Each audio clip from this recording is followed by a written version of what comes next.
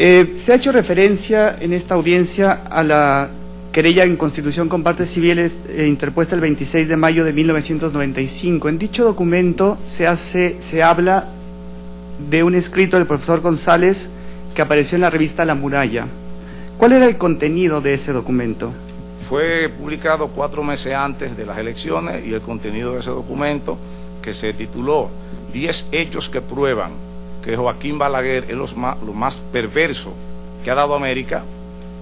El profesor González cita 5 términos del idioma castellano, los explica a través del diccionario y entonces concluye señalando que lo que esos términos indican, principalmente los relacionados con crímenes, acciones delincuenciales y fraude electoral, han sido cometidos históricamente por ese presidente, menciona funcionarios civiles y militares y termina alertando que se va a repetir ese fraude electoral, y su última frase dice: ya es tiempo de que acabemos con esta calamidad.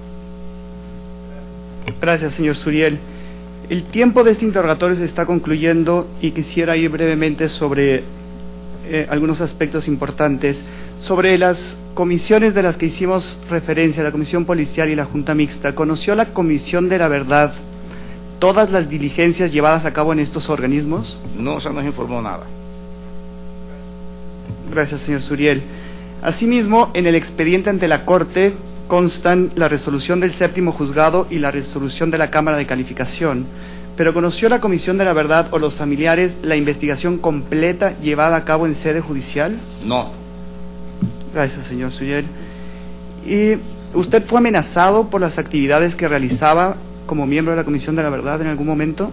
Todos los miembros, de una forma u otra, hemos sentido la amenaza del Estado en contra nuestra, empezando por la primera amenaza, que es la que nuestro amigo y compañero desapareció, Narciso González. Particularmente en mi caso, se me llamaba reiteradamente, telefónicamente, mortificándome a mí, a mi familia, a mi esposa y a mis hijos. Y en una ocasión fui detenido dentro de la ciudad por aparatos policiales, de manera que sí fui amenazado. ¿Y usted denunció estas amenazas, señor Suriel? Se lo dije a Peguero Hermida cuando nos reunimos con el policía, el jefe policial que nos citó en ese momento, y él nos pidió los números de teléfono, las horas en que nos llamaban y los días. Se lo entregamos y nos entregó un listado de números telefónicos, pero no se investigó absolutamente nada. Sí, y en algún momento agentes oficiales, ya sea civiles o militares, ¿han hecho alguna referencia al involucramiento del Estado en esta desaparición? He tenido informaciones que me han prestado altos oficiales de aquel régimen, indignados por ese crimen y por esa perversidad, y me han dado informaciones a mí, lógicamente, con el compromiso de que no revele la fuente, y han reconocido haber sido testigos de algunos de los hechos y de que el caso se trató de un crimen político de Estado que ellos no compartían. Gracias, señor Suriel. ¿Conoció usted de alguna opinión del señor Leonel Fernández sobre el informe de la Junta Mixta? En su despacho le pregunté si él consideraba que los datos que estábamos presentando servían de elementos de convicción para adoptar medidas cautelares o para que alguien fuera hecho preso. Y él dijo que sí, delante de mí y delante de otros miembros de la Comisión de la Verdad. Muchas gracias, señor Suriel. Señor presidente, veo que mi tiempo ha concluido, no tenemos más preguntas. Muchas gracias, doctor Quintana, por las preguntas planteadas en representación de las presuntas víctimas. Doy la palabra a continuación a la representación del Estado para que formule las preguntas que tuviera bien plantear. Señor embajador.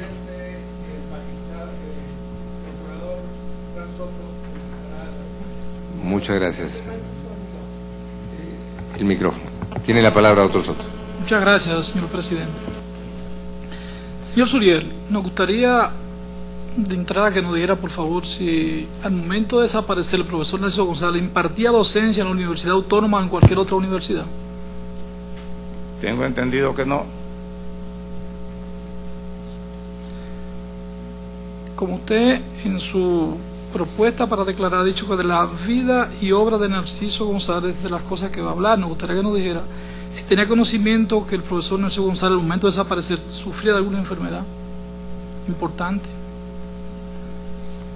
Bueno, todos sabíamos que él estaba en asistencia médica por un quebranto que tenía que ver con situaciones que le impedían muchas cosas de las actividades normales que desempeña un ciudadano, que precisamente por eso tengo entendido que había estado ya en licencia médica en la Universidad Autónoma de Santo Domingo. Puedo agregar a eso de que esa dolencia de la cual pudiera hablar un médico, no es mi especialidad, no le impedía ninguna de las actividades que realizaba con nosotros, de asesoría a los clubes, de producciones literarias y de documentación, lo cual queda evidente en el conjunto de datos que nosotros hemos presentado. Me gustaría que nos diga, por favor, si tenía el profesor Narciso González al momento de su desaparición algún programa de radio, televisión, o si mantenía alguna columna en algún periódico de circulación nacional.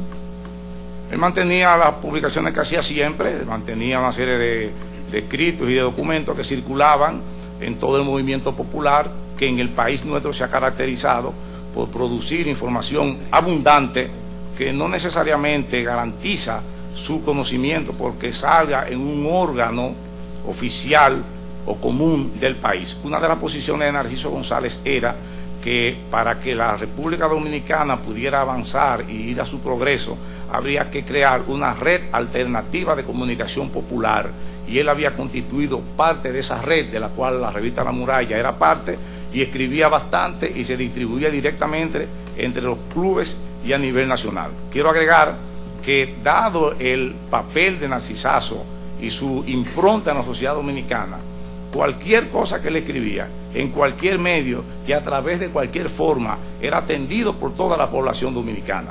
De él podría decirse, como el rey Midas, que convertía lo que tocaba en oro, que Narciso González, donde escribía y donde opinaba, lo convertía inmediatamente en difusión amplísima nacional. Quisiera nos diga, en ese mismo tenor, el nivel de difusión y circulación de la revista que usted hizo referencia anteriormente, La Muralla. ¿Cuál era el nivel, cuántos números tiraba y cuál era el segmento de la población que tenía acceso a esa revista? Yo no era miembro del equipo de dirección de esa revista, fui miembro de Callejón con Salida. En consecuencia, no tengo ese dato. Me gustaría saber si esa revista circulaba en la capital o en la provincia de Santo Domingo.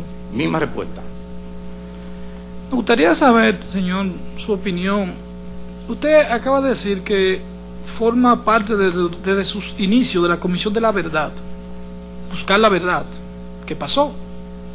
Y usted dice que recibió informaciones confidenciales de oficiales que le decían de lo que había pasado con Narciso González, a condición de que usted no lo revelara a nadie. Esa información, ¿usted la llevó ante el juez de instrucción o ante la fiscalía, o para qué le sirvieron? Si era esclarecer la verdad de los hechos. Permítame aclararle que mi declaración fue que quienes me daban la información me pedían la discreción de la fuente, es decir, que no revelara el nombre del oficial que daba el dato. Creo que se entenderá por qué razones. El contenido de las informaciones que yo recibía y que recibían otros miembros de la Comisión de la Verdad está en las documentaciones que nosotros entregamos y que son prácticamente el 95% de los datos que constituyen el expediente.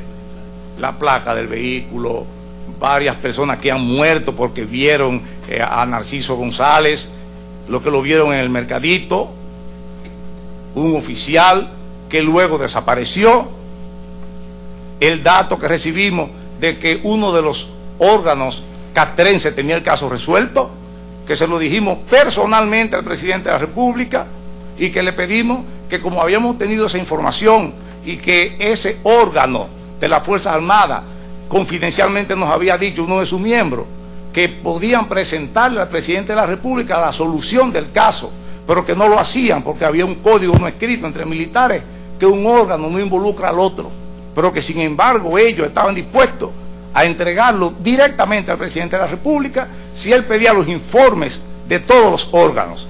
Y sin embargo, eso no se hizo. De manera que quiero dejar claramente establecido que todo dato que nos ha llegado a nosotros lo hemos presentado. Incluso la querella con constitución en parte civil que presentamos el 26 de mayo, única acción jurídica que se tomó, porque ni el Ministerio Público ni el gobierno hizo absolutamente nada, ni ninguno de los que le han seguido. A los 4 meses siguientes presentamos un documento ampliatorio, porque un oficial llamado el mayor Acosta Cueva escribió un documento al jefe de la policía diciendo que se llamaba teniente Mauro Acosta Costa, uno de los que había secuestrado a Narciso González, y nosotros lo entregamos también. De manera que es importante dejar esclarecido que la Comisión de la Verdad, que se llama de la verdad porque procura la verdad sin ningún prejuicio, es la que ha alimentado el 95% de la información que ha permitido constituir ese caso y traerlo hasta esta honorable Corte Interamericana de los Derechos Humanos. Señor Suriel, ¿a qué atribuye usted que usted dijo hace un momento